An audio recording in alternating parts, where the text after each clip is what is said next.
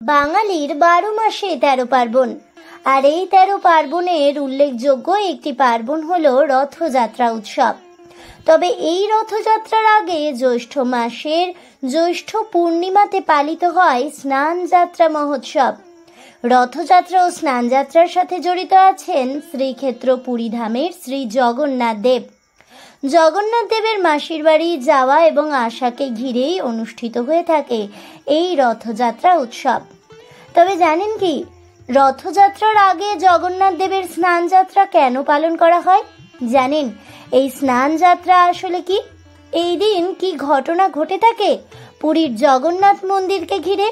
কবে, কখন ও কোথায়, কিভাবেই বা শুরু হয়েছিল এই স্নান যাত্রার উৎসব?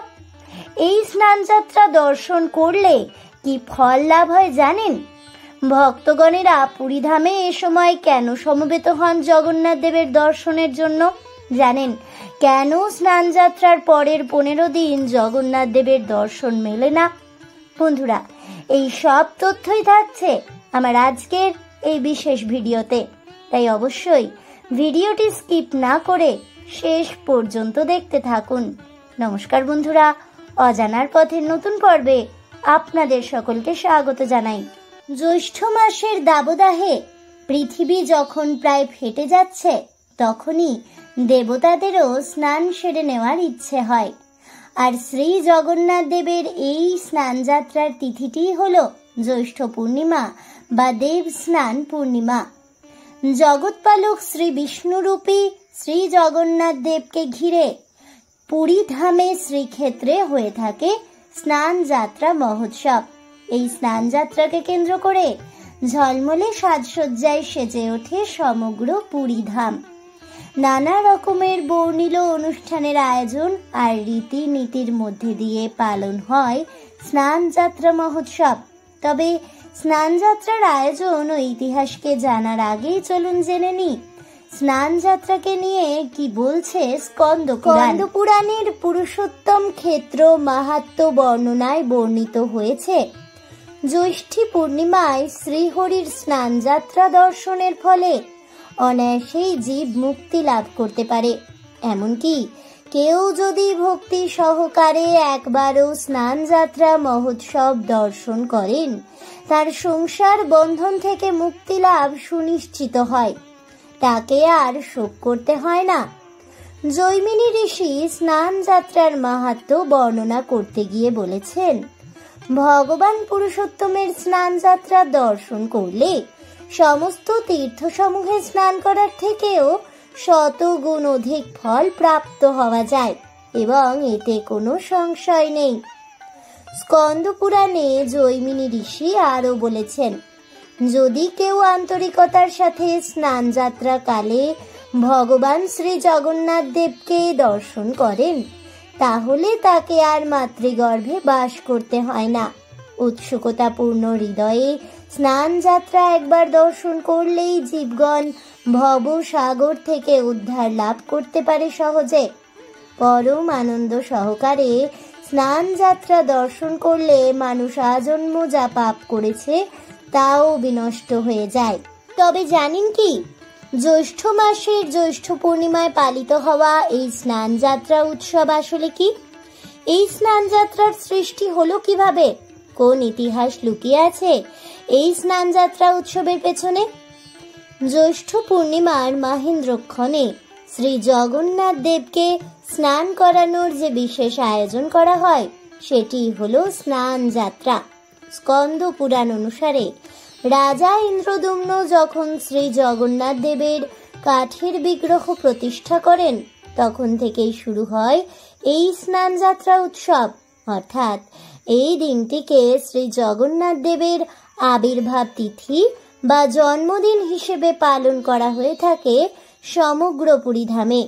আর এই কারণেই দেব স্নান পূর্ণিমার পুণ্য তিথি এবং স্নান যাত্রা উৎসবটি প্রভু জগন্নাথের সকল ভক্তবৃন্দ তথা বৈষ্ণবদের জন্য একটি অত্যন্ত গুরুত্বপূর্ণ শুভ দিন হিসেবে বিবেচিত হয়।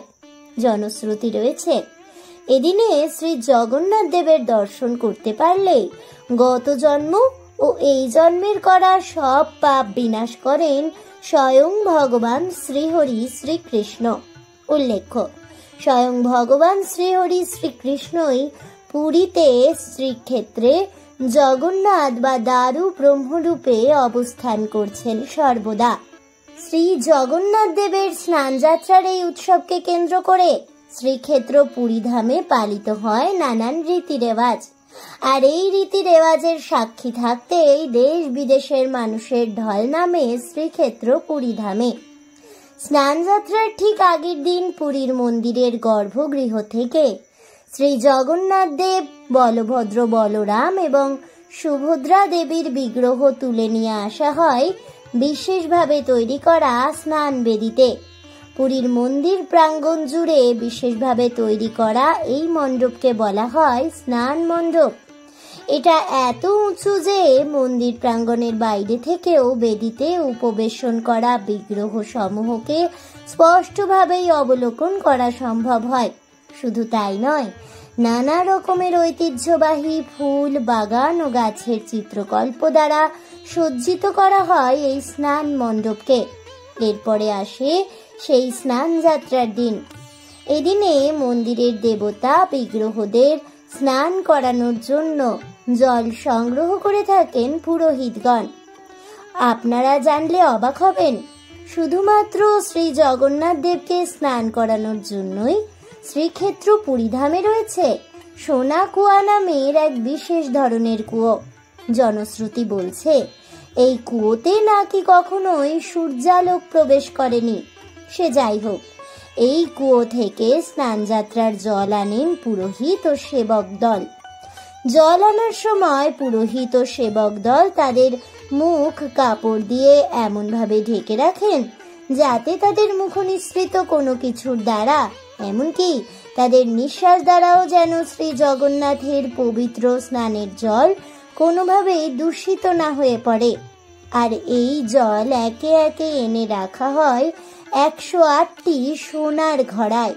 জনশ্রুতি রয়েছে এই জলে মিশ্রিত হয় নানান রকমের সুগন্ধি ও বিভিন্ন ভেষজ ঔষধি উপাদান। তাছাড়াও মন্ত্রোচ্চারণের মাধ্যমেও শুদ্ধিকরণ করা হয় বিশেষভাবে এই জগন্নাথ দেবের স্নানের এই জল। অন্যদিকে স্নান যাত্রাকে কেন্দ্র করে সমান তালে এগিয়ে চলে বিগ্রহের সাজসজ্জা। জগন্নাথ, বলভদ্র, বলরাম এবং সুভদ্রা দেবীকে আবৃত করা হয় নরম সিল্কের কাপড় দ্বারা। লাল এক ধরনের পাউডার দিয়ে অতি যত্নে দেওয়া হয় প্রলেপ। শ্রী জগন্নাথ দেব, বলভদ্র, বলরাম দেব এবং সুভদ্রা দেবীকে সেই সোনার 108 ঘড়া জলে স্নান করানো হয়ে থাকে।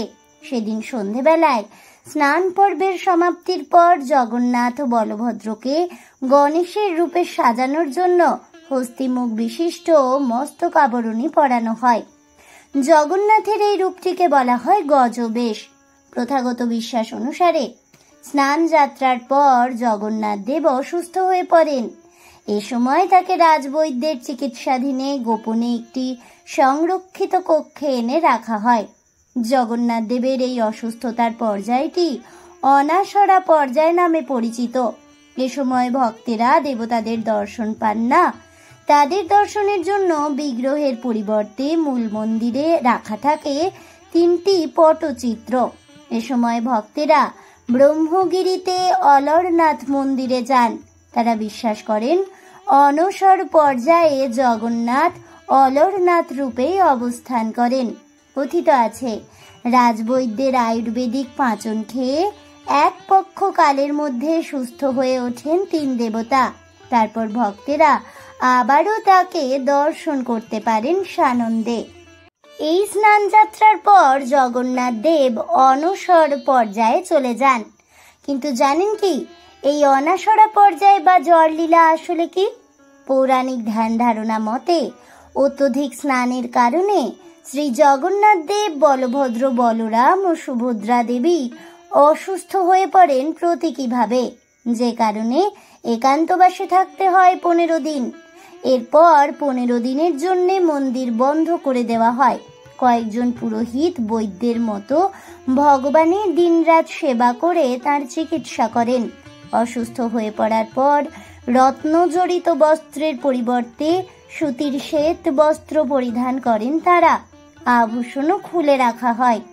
ভোজনে দেওয়া হয় ফল, ফলের রস, যে কোনো তরল পদার্থ। পঞ্চম দিন বড় ওড়িয়া মঠ থেকে ফুলেরি তেল আসে, যা দিয়ে হালকা মালিশ করা হয়। এরপর রক্তচন্দন ও কস্তুরীর প্রলেপ লাগানো হয়ে থাকে। এ সময় 3 দেবতাকে হালকা খাবার যেমন দুধ, ফলের রস ও কয়েকটি আয়ুর্বেদিক ওষুধ ভোজন করানো হয়। 10ম দিনে 10 মূলারিষ্ঠে নিম, হলুদ, হরড়, বহেরা, লবঙ্গ ইত্যাদি জড়িবুটির জল দিয়ে নরম মোদক তৈরি করে খেতে দেওয়া হয়। শাস্ত্র অনুযায়ী বিশ্বকর্মা মূর্তি বানানোর সময় রাজা ইন্দ্রদ্যুম্নের সামনে শর্ত রাখেন যে তিনি দরজা বন্ধ করে মূর্তি তৈরি করবেন। যতক্ষণ না তার মূর্তি তৈরি শেষ হচ্ছে, ভেতরে কেউ যেন প্রবেশ না করে। তার কাজ শেষ হওয়ার আগে দরজা খুলে গেলে তিনি মূর্তি বানানো সম্পূর্ণ করবেন না। বন্ধ দরজার পিছনে মূর্তি নির্মাণের কাজ হচ্ছে কিনা তা তদারকির জন্যে রাজা প্রতিদিন দরজার বাইরে দাঁড়িয়ে মূর্তি তৈরির আওয়াজ শুনতেন। এমনই একদিন কোনো আওয়াজ তার কানে না এলে তিনি অধীর হয়ে পড়েন, ভাবেন যে বিশ্বকর্মা নিশ্চয়ই মূর্তির কাজ ফেলে রেখে চলে গেছেন। এই ভেবে রাজা দরজা খুললেই শর্তানুযায়ী বিশ্বকর্মা সেখান থেকে অন্তর্ধান হয়ে যান। তখনও জগন্নাথ, বলরাম ও সুভদ্রার মূর্তি অসম্পূর্ণই ছিল। আর তাই দেখে রাজা বিলাপ করতে শুরু করলে শ্রী বিষ্ণু রাজা ইন্দ্রদ্যুম্নকে বিলাপ না করতে বলেন। রাজাকে দর্শন দিয়ে জানান তিনি নারদকে কথা দিয়েছিলেন বাল্যরূপে এই আকারেই পৃথিবীর লোকে বিরাজ করবেন। এরপর তিনি রাজাকে 108টি ঘটের জলে তার অভিষেকের আদেশ দেন। আর সেই দিনটি ছিল জ্যৈষ্ঠ পূর্ণিমা। আর তখন থেকেই এই ধারণা প্রচলিত হয়ে পড়ে যে যদি কোনো বালককে ঠান্ডা জলে অত্যধিক স্নান করানো হয় তাহলেই সে অসুস্থ হয়ে পড়বে। সেজন্য সেদিন থেকে জ্যৈষ্ঠ মাসের অমাবস্যা পর্যন্ত অসুস্থ শিশুর ন্যায় ভগবানের সেবা করা হয়। রথযাত্রার একদিন আগে শ্রী জগন্নাথ, বলভদ্র ও সুভদ্রা দেবী সুস্থ হয়ে উঠলে তাদের মন্দিরের গর্ভগৃহে আবারও ফিরিয়ে আনা হয়। আর এরপর তারা নিজের মাসির সাথে দেখা করতে গুন্ডিচা মন্দিরের উদ্দেশ্যে রওনা দেন। এখানে বিভিন্ন প্রকারের পঞ্চব্যঞ্জন রান্না খেয়ে মাসির বাড়িতে প্রায় 9 দিন যাবৎ কাটিয়ে পুনরায় শ্রীমন্দিরে ফিরে আসেন। জগন্নাথ দেবের এই অসুস্থতা আসলে একটি প্রতীকী ঘটনা, যা শারীরিক অসুস্থতার পরিবর্তে মানসিক ও আধ্যাত্মিক দিককে নির্দেশ করে। এটি অসুস্থতা এবং কষ্টের প্রতি মনোযোগ আকর্ষণ করে, যা মানব জীবনের একটি অবিচ্ছেদ্য অংশ। এ সময়ে জগন্নাথকে বিশেষভাবে সেবা করা হয়। প্রাকৃতিক উপাদান ও আয়ুর্বেদিক পদ্ধতিতে চিকিৎসা করা হয়। ভক্তেরা এই সময়কালে বিশেষ পূজা প্রার্থনা করে তার আরোগ্য কামনা করে। এই জ্বরলীলা আসলে জগন্নাথের এক লীলা, যা প্রতি বছর অনুষ্ঠিত হয়। এ সময়কালে জগন্নাথের প্রতি ভক্তদের বিশ্বাস ও ভক্তি আরো বেড়ে যায়। আজ এ পর্যন্তই। জয় প্রভু শ্রী জগন্নাথ দেবের জয় হোক। জয় হোক বলভদ্র বলরাম দেবের। জয় হোক সুভদ্রা দেবীর। এই বলে আমার আজকের ভিডিওটি আমি এখানেই শেষ করছি। তাহলে বন্ধুরা, শ্রী জগন্নাথ দেবের স্নান যাত্রা আসলে কি? এই স্নান যাত্রা দর্শন করলে কি ফল লাভ হয়? কিভাবে শ্রীক্ষেত্র পুরী ধামে এই স্নান যাত্রা উৎসব পালিত হয়? এই স্নান যাত্রার পর কেন জগন্নাথ দেবের জ্বর আসে এবং এই জ্বর লীলা আসলে কি, এবং এই জ্বর থেকে শ্রী জগন্নাথ দেব কিভাবেই বা আবারও সুস্থ হয়ে রথযাত্রার উদ্দেশ্যে রওনা দেন, সেসব তথ্য জানতে পেরে আপনাদের কেমন লাগলো অবশ্যই আমাকে কমেন্টে জানাবেন। ভিডিওটি ভালো লেগে থাকলে লাইক, শেয়ার করতে ভুলবেন না। আমার চ্যানেলের নতুন বন্ধু হয়ে থাকলে চ্যানেলটিকে সাবস্ক্রাইব করে দেবেন। পাশে থাকা বেল বাটনটি প্রেস করে রাখবেন নতুন ভিডিওর নোটিফিকেশন পাওয়ার জন্য। ফিরে আসছি পরবর্তী ভিডিও নিয়ে। ততক্ষণ সবাই ভালো থাকুন, সুস্থ থাকুন, আর অবশ্যই সঙ্গে থাকুন আর দেখতে থাকুন অজানার পথে।